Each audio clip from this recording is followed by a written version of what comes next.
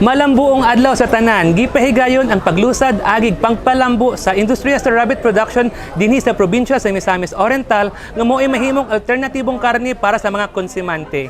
Kini gipanguluhan sa panggamhanang probinsya sa Misamis Oriental sa pakigtimbayayong sa Misamis Oriental Breeder and Racers Organization. Tara, uban ko ninyo og atong lantawon ang mga highlights ni ining kalihukan.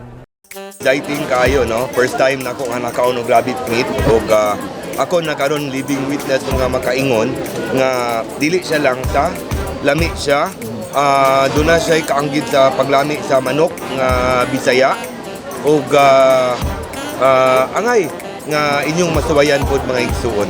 Mga igsuon, maningon nila to see is to believe, and to taste is to witness. Lami siya, lami. Tilawin ninyo mga igsuon. Lami gyud, lami kayo. No, wala mo ibasulan. 101% lami kayo. Lami pa kasi imong crush.